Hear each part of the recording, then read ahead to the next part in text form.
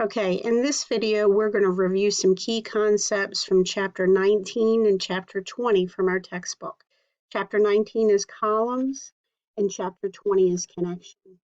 So with columns, first I'm going to be looking at this sheet here just to explain some key concepts for you, and then we'll look at some practice problems.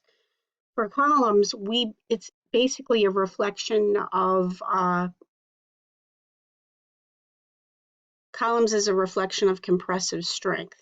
So if you remember back at the beginning of the semester, we looked at sigma equals P over A, where if we actually try to push and crush something, we're trying to compress it. This is very similar, okay, except this is specifically related on columns. Now, one thing that we do need to look at when it comes to columns is the end conditions, and that's here. This is this value K. This is a new variable that you haven't seen before. And you have four choices. It's up to you to read the problem and decide what applies.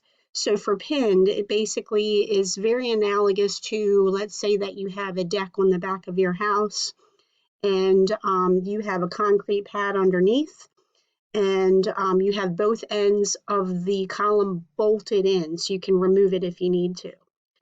Fixed pinned is very similar to if you have the deck and you have one end secured in concrete, you can't remove it, but the other end is secured with a bolt. You can remove it. Fixed is if both ends are fixed in concrete, and fixed free is very similar to a flagpole if you think about it. A flagpole, you stand at the base, you know it's secured in concrete, and you look up and it's free. You can see how it moves and deflects from the force of the wind. So we need to make sure that we choose the correct variables here. Okay, now the main thing in this chapter is that what we need to do is there's two main equations. There is the Euler equation, which is here, okay, and then there's the J.B. Johnson equation, which is here, okay, and that's going to really determine, what's really going to determine here is this relationship here. We, in most cases, have to do a calculation here and compare the two numbers to see which equation that we use. But the practice problems don't necessarily have you do that for all of them. So we're going to practice by using the Euler equation, and we're going to also practice by using the J.B. Johnson. So if we go ahead and go to the practice problems, this is, we're going to run through this real quick. The first practice problem is pretty straightforward. It's really having you guys practice to see what the slenderness ratio is. You're not always going to need to do this. You'll need to do it if you're doing the comparison to make sure that which equation that you need, but this is just practice. So with the equation that you need is KL over R.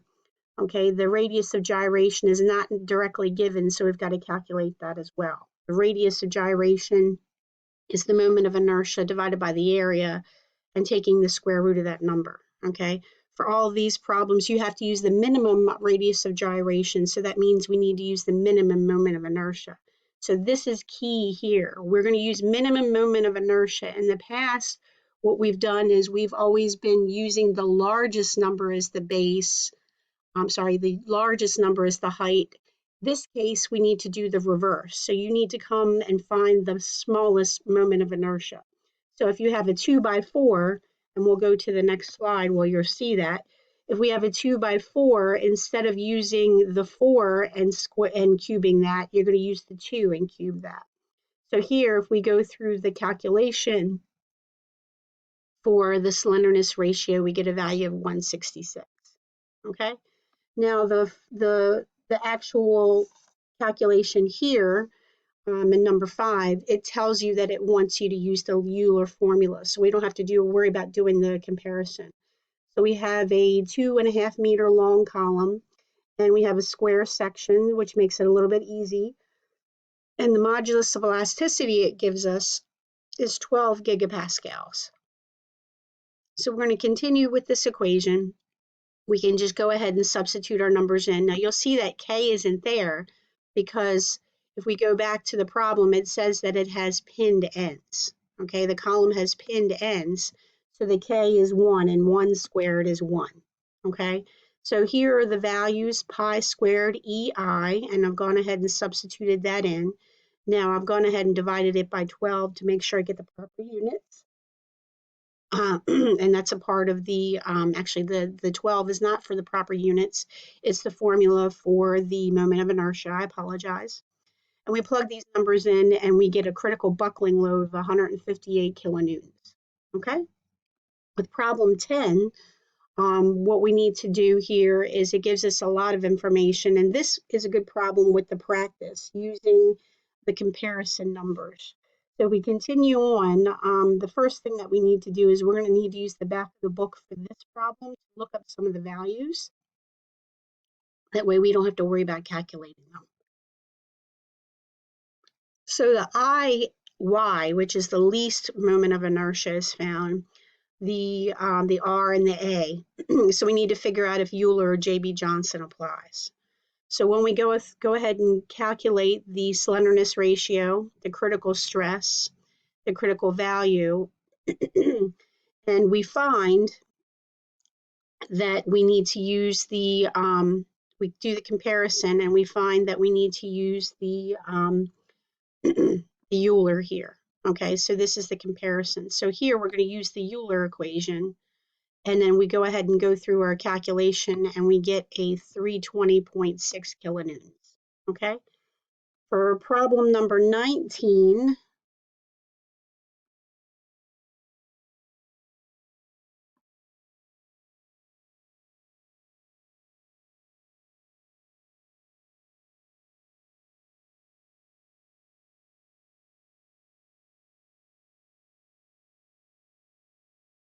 okay, for problem number 19, we're going to go ahead and do the same sort of calculation. We have to do the comparison. We got to find the critical buckling load.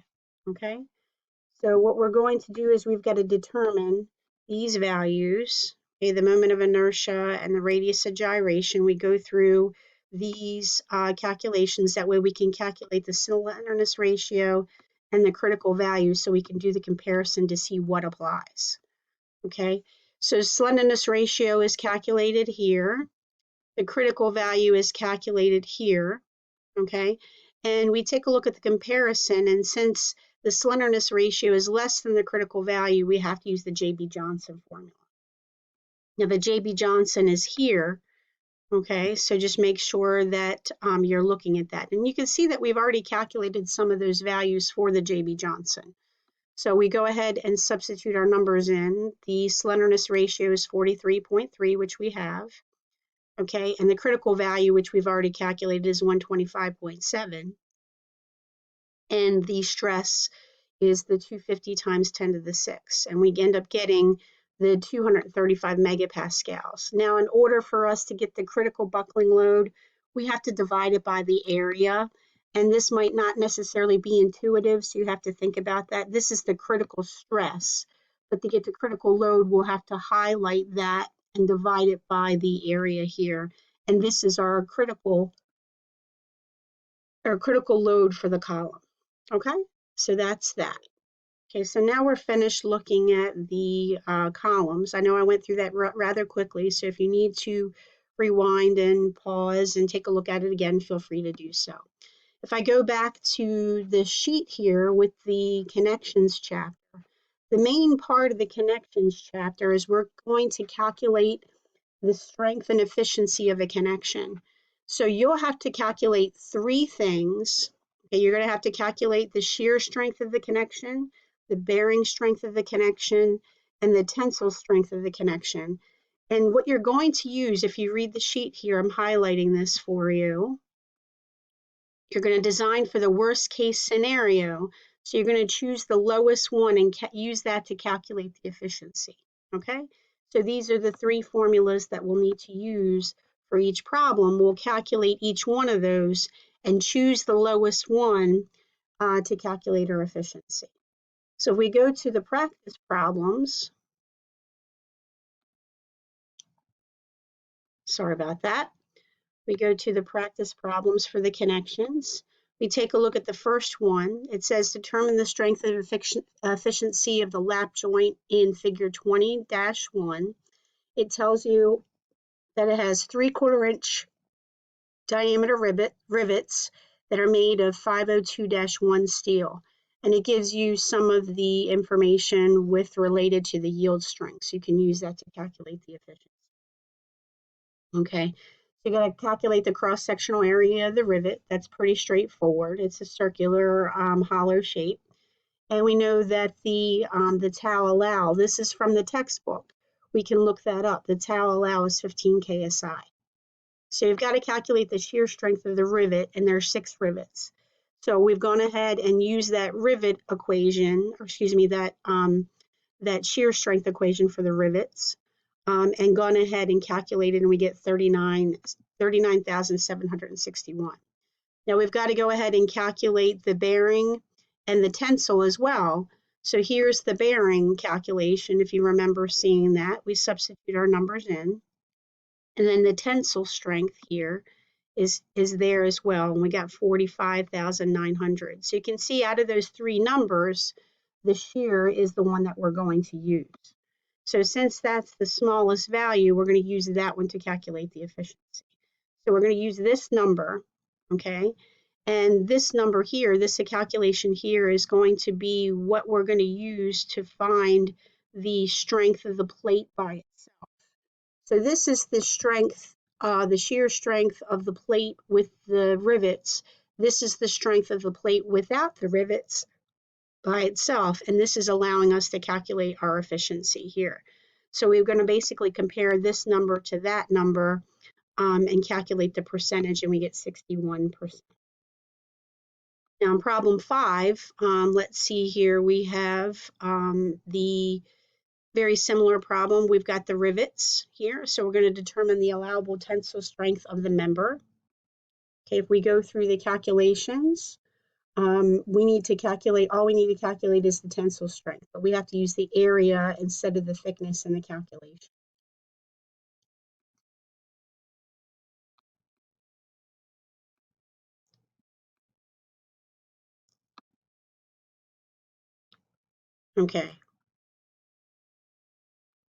Okay, so you can see that these are the basic calculations for the tensile that we go through, and that's all we really need to do. Okay, now for problem 13, this is a little bit of a change because instead of rivets, we're using bolts. We still have to calculate find the lowest case and then use that for our efficiency. So we're going to go ahead and go through the calculations here. We got to calculate the cross-sectional area of the bolt, and we have the shear strength for the bolt. We're going to calculate the shear strength for the bolt design, and we're using 6 bolts.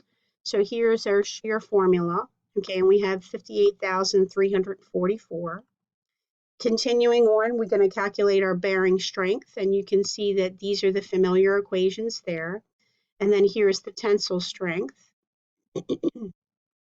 Okay, so since the smallest value is the tensile strength, we're going to use that. So the bolt in this case would be the weakest if we're trying to pull it apart. So we're looking at this number here and comparing that to the overall strength with the yield. We have to take a percentage of that, and then we get our efficiency of 70.8.